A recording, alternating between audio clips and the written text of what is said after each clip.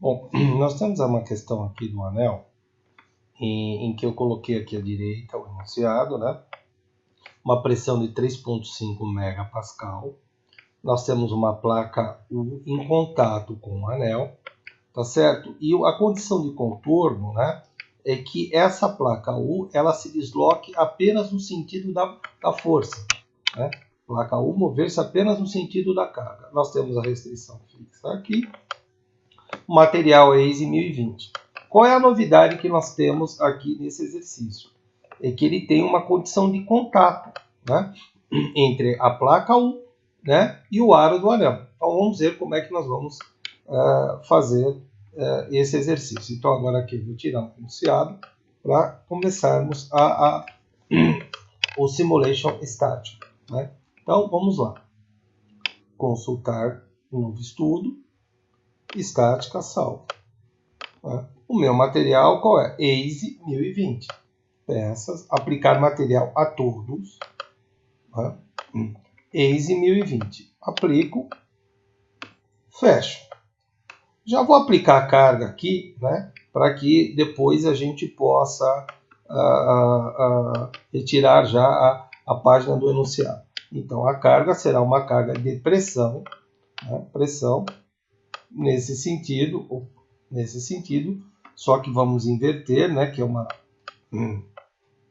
Deixa eu pegar aqui a área, né, dele. Agora está na posição certa, tá certo? O valor da pressão em megapascal, vamos colocar 3,5 megapascal. E salvo. Ok? Geometria fixa, aonde é fixo? Acessório de fixação, geometria fixa nessa parte aqui do anel. Vamos salvar. Agora eu vou retirar o enunciado e vou expandir a caixa aqui do SolidWorks. Bom, o que eu tenho aqui? Eu tenho uma condição, eu tenho uma montagem. É importante, interessante, vocês perceberem que eu tenho o aro do anel, né, e essa placa U. E quando eu tenho uma montagem, o arquivo, né, de montagem, ele é um arquivo único, porém, se você não tiver todas as peças que compõem essa montagem junto na mesma pasta, você não vai conseguir abrir o arquivo de montagem. Então é simples, eu tenho um arquivo de montagem, uma parte em peça, que é o aro, e a outra parte que é essa placa U. Então, quando você for abrir a montagem do anel, é importante que na mesma pasta você tenha todas as partes da montagem, senão o SolidWorks não vai conseguir abrir o arquivo de montagem. Eu tenho um contato, né?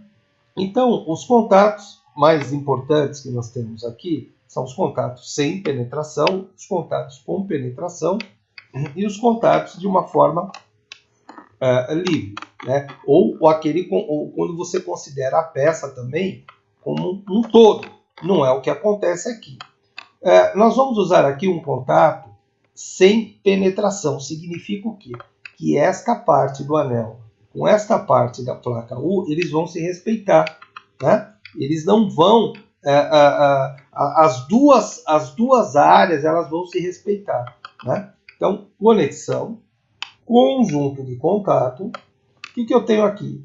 Sem penetração, que eu falei, unido, pertir penetração, parede virtual, né? Unido, ele se comporta como uma peça única, mas não é o que eu quero. Eu tenho uma montagem, eu tenho as partes, então eu estou fornecendo a informação que as partes vão se respeitar.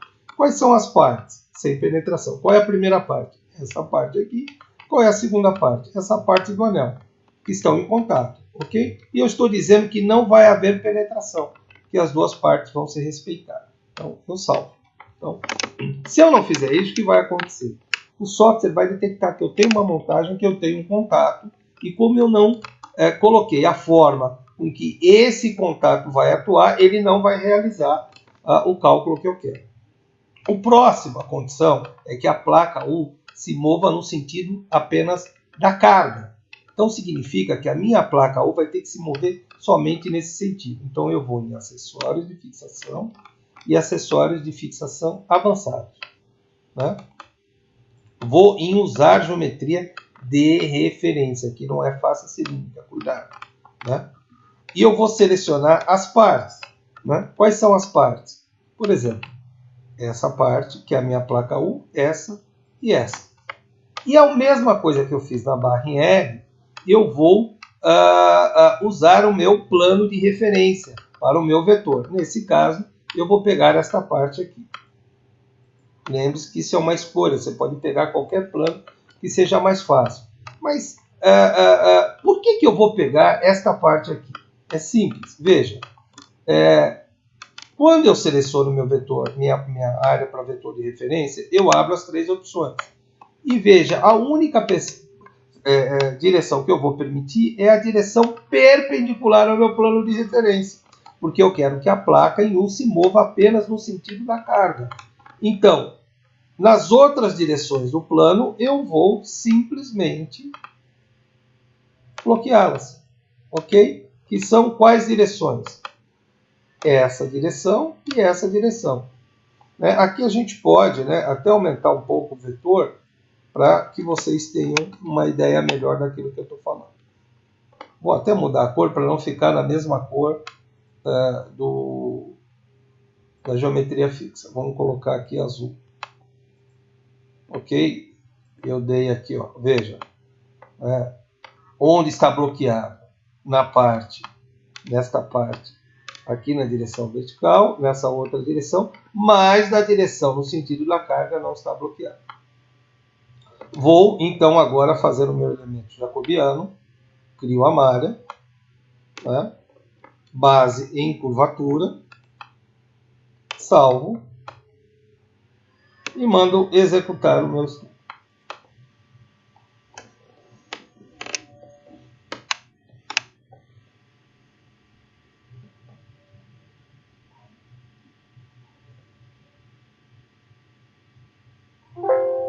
Bom, nós temos aqui novamente os valores, Vamos fazer aquele acerto, editar definição. Vamos colocar em megapascal para ficar de uma forma mais didática. E vamos retirar a parte científica e colocarmos em forma flutuante. Pronto, nós temos aqui. O que nós percebemos? Que o limite de escoamento ele está ele está entre a minha escala, ou seja, ele está abaixo da minha valor tensão máxima equivalente. Vamos ver qual é a tensão máxima equivalente. Máximo, aqui o meu valor máximo, sim, que é o valor máximo da escala, 523, e o meu limite de escoamento 351. Se eu quiser também aqui, de uma certa forma, diminuir, as minhas casas decimais, eu posso colocar aqui 2, por exemplo. 2, Ou seja, o meu limite de escoamento é inferior à minha tensão máxima. Isso significa que quando eu aplicar esta carga de pressão, o meu anel ele justamente vai passar do regime elástico para uma região mais plástica, ou seja, vai ter já uma deformação permanente. Ok?